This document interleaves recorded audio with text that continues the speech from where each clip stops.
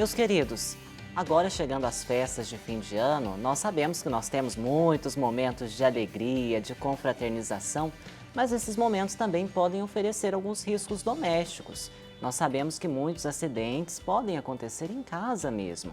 E para nos orientar sobre como prevenir acidentes domésticos e agir em casos de emergência no nosso quadro Saúde e Fé, hoje nós vamos receber aqui a doutora Sula Marie, que vai nos trazer dicas especiais. Doutora, bom dia, bem-vinda. Bom dia, irmão Ian. Bom dia, Jéssica. Prazer estar aqui com vocês hoje.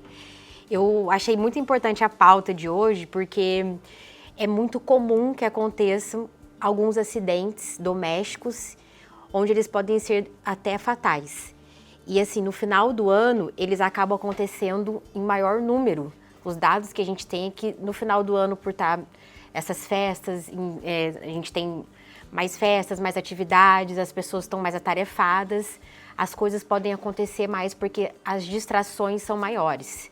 Então, os dados dizem que nos finais de ano, nas festas de finais de ano, a gente tem mais acontecimentos que podem ser até fatais, né? Que coisa, gente. Agora, quais são esses acidentes mais comuns, então? Assim, antes eu queria dizer que os acidentes domésticos, eles acontecem mais em pessoas que são mais vulneráveis. Por exemplo, a gente tem mais os idosos, os pacientes que têm doenças demenciais e também, em especial, as crianças, que são pessoas, né, grupos mais vulneráveis e, por isso, eles estão mais sujeitos a sofrerem os acidentes. Então, assim, os mais comuns, assim, que a gente tem de relatos e vê muito dentro do hospital são crianças, idosos ou até adultos mesmo por algum acidente ou por uso de drogas, né, em conjunto, por afogamento. Também são casos também que a gente tem bastante de queimaduras, seja por escaldamento, seja por fogo mesmo, fogos de artifício. Também tem alguns acidentes pérfuro-cortantes, quedas. Então, tem uma gama grande aí de acidentes que pode ocorrer dentro de casa. E aí, vale a maior atenção no final de ano. Meu Deus do céu. Ô, doutora, e qual a importância de ter, assim, uma conscientização sobre os primeiros socorros?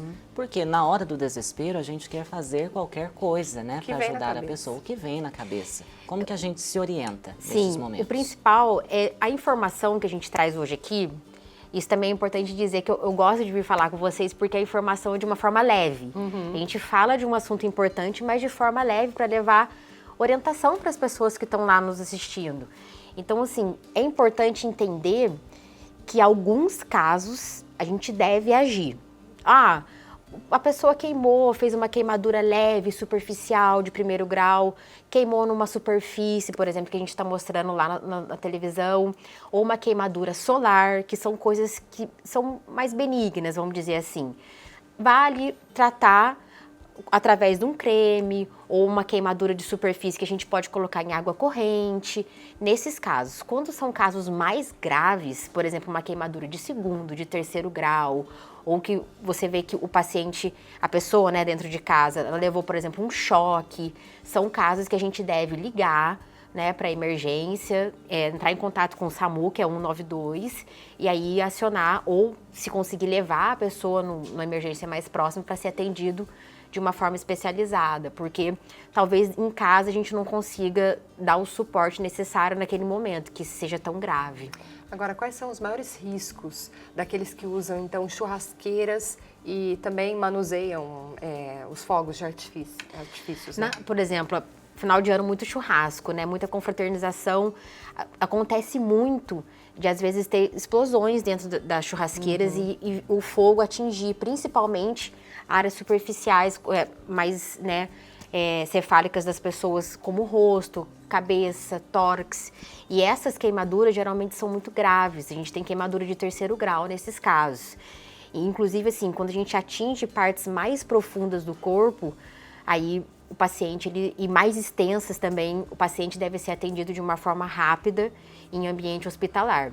Em casos de fogos de artifício, além dele poder atingir com queimadura, às vezes o fogo ele pode tanto estourar em cima do corpo da pessoa, pode atingir pessoas que estão ao redor e também, além de queimar, pode ocorrer também explosões com até amputação de dedos, de mãos e braços.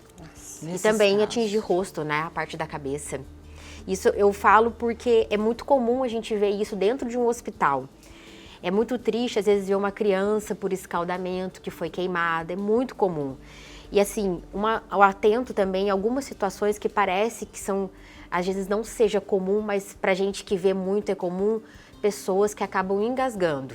Olha. No final de ano. Às vezes na ansiedade, conversando muito, come um pedaço de carne grande, ou esses alimentos que a gente tem no final de ano muito, frango, peru, acaba digerindo pedaços grandes de carne, com osso também, ou peixes com espinhos, e a pessoa acaba ficando, né, com impactação. Isso acontece muito também.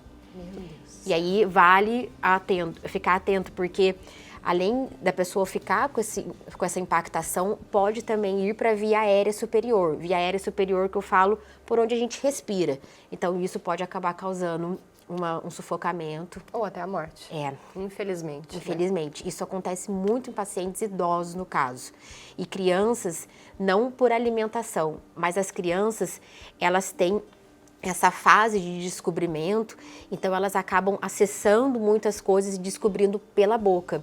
Então é ali que ela engole. E quem tem criança em casa sabe que em questão de segundos a criança acaba engolindo e aí ela tem acesso àquele objeto e ela deglute ou até aspira um corpo estranho. Ela é médica endoscopista. Ela sabe que está falando muito bem, viu, gente? Até porque... É muito comum eu fazer remoção de corpo estranho no interior do trato digestivo de crianças. Olha isso, gente. A gente tem que ficar atento o tempo inteiro, né?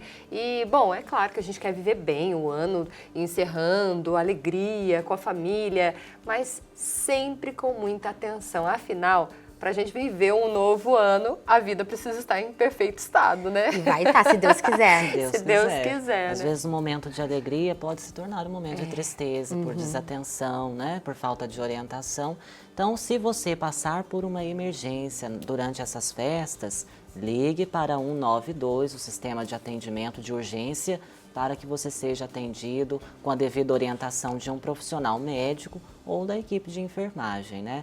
Doutora, nós agradecemos muito a presença da senhora, sempre uma alegria tê-la aqui conosco no Família dos Devotos ou em outros programas também da nossa Rede Aparecida. Seja sempre bem-vinda. Eu que agradeço vocês e acredito que hoje a gente está levando informação importante para as pessoas que estão em casa, para a gente evitar que coisas mais graves aconteçam e as pessoas consigam se prevenir desses acidentes de uma forma leve e tranquila, como a gente leva as coisas para casa das pessoas. Obrigada. Querida. Ela é esposa do Dr. João, gente, aqui do verdade. santuário. Mãe de 2 meninos lindos, Heitor e o Antônio. E o Antônio. Ai, gente, que coisa linda. É a Deus nossa abençoe, vida, né, viu? Jéssica? É a nossa vida. Deus abençoe toda a coisa família. boa. Amém, muito Um obrigada. santo e Feliz Natal, viu? Amém, muito Feliz obrigada. Natal pra Estou à senhora e disposição pra de todos vocês lá. sempre. Obrigada.